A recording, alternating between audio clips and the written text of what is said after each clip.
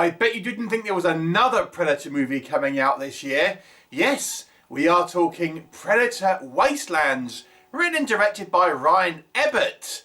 Now, if there's a question above your head, you may be thinking, is this an Asylum movie? And you'd be right. This, of course, is an Asylum movie. The independent, low-budget production company known for mockbusters. And, of course, this year we have Predator Badlands, so it stands to reason that the Asylum has made a mockbuster in the form of Predator Wastelands. I will say the actual title of the movie is more similar than I would expect, because it really does sound like it should be another Predator movie, you know, of the official line. Maybe you can't trademark the word Predator, but I'd be surprised, to be honest. But anyway, it is what it is. So, Predator Wastelands. Is it like Predator Badlands? Not really. I would say the movie this is most like is actually the old Kurt Russell movie, Soldier. So, what's the story?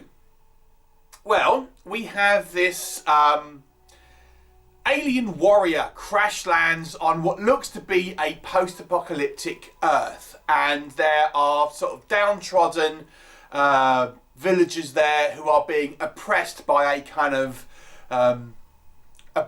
warlords, sort of Mad Max kind of style warlords, and they are being, you know, fleeced for all their kind of valuables and crops and killed off and things like this. So this kind of predator ends up helping these kind of villagers to try and defeat this oppressive force of these kind of Mad Max bad guy style warlords, and, you know, try and get some of these gemstones, which are kind of like a bit of a plot point in the movie.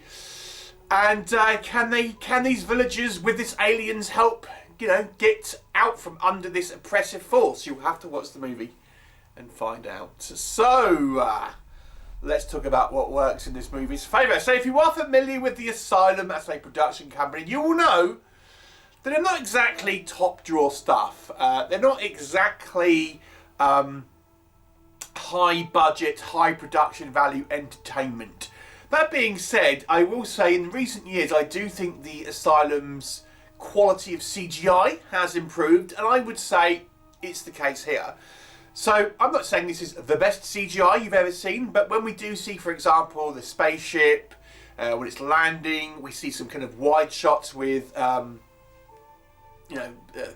kind of layer that the kind of our bad guys, hide out in and things like this. There's some reasonable kind of CGI here.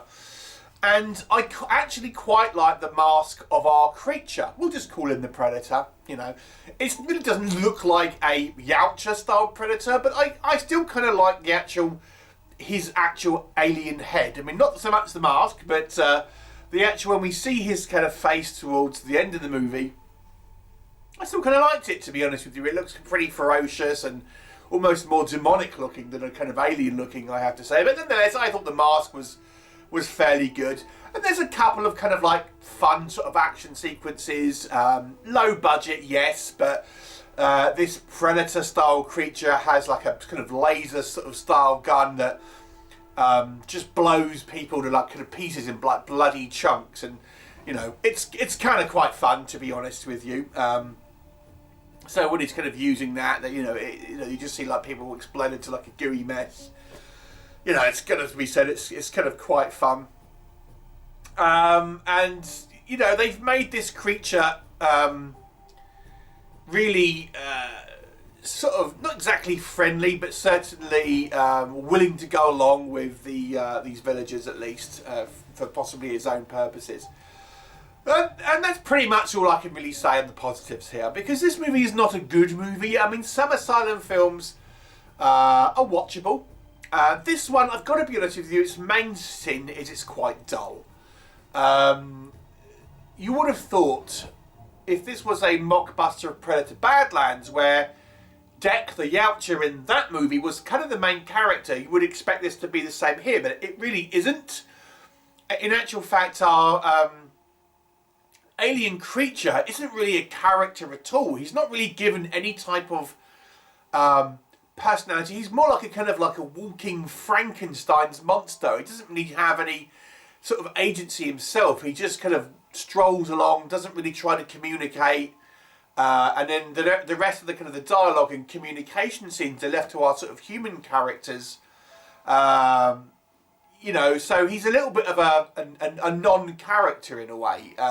You know, and again, if you're using the Predator Badlands as a blueprint, this was really the first film that had the Predator as the main character. And even in the other films, you felt like you got a bit more of the idea about what this creature actually wanted. Here you really don't. It just apparently wants these gemstones, and that's basically all we get.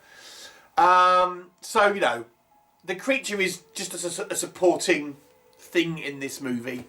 Most of the kind of the dialogue is driven by our actors. So how are the actors? Terrible. Terrible. Yeah, so the acting here is pretty poor across the board.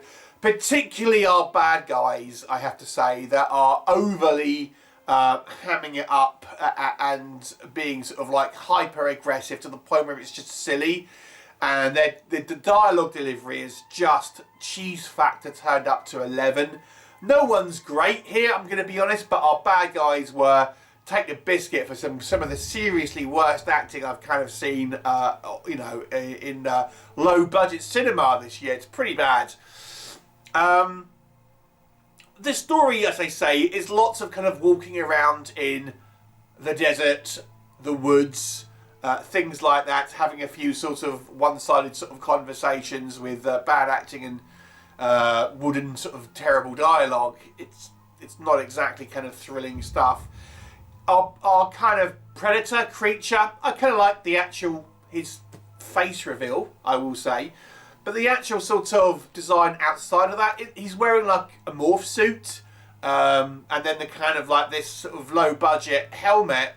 I mean, I can forgive that, but it's just like, you know, like a morph suit really. I mean, it's just really kind of like quite cheap. It almost looks like it's, I mean, had they sort of lent into like a 50s style monster movie, you can almost forgive it in a way, because you go, okay, so we're kind of homogeneing these 50s style monster movies, and it's that kind of, but like Predator or something.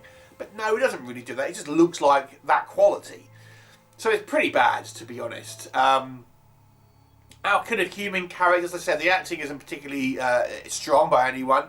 And, you know, they have this weird, I mean, this is quite unusual for the Asylum, I will say. I'm not even sure if it was entirely intentional.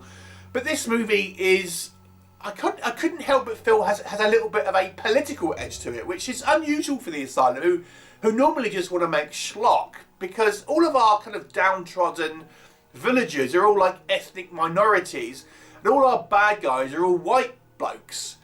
So I was thinking, is this sort of like a little bit of a political commentary here?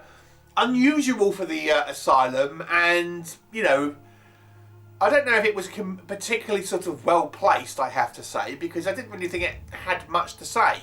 Outside of it kind of almost presents these kind of groups of people as, you know, oppressive white men versus ethnic minorities. And it was kind of like, okay, well, what are you...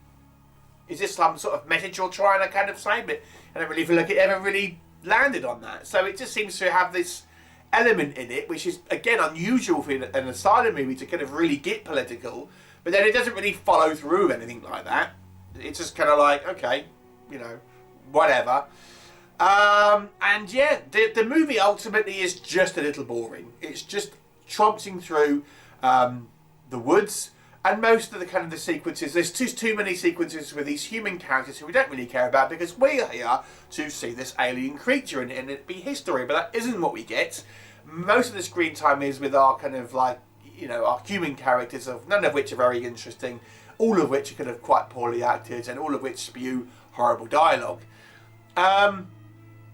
Some of the visuals, like I say, if you like low budget fare, you might get a kick out of it. I'll give it a 3 out of 10, and I feel like I'm being generous. 3 out of 10. What were your thoughts and views on it? Please let me know, and I'll look forward to seeing you next time.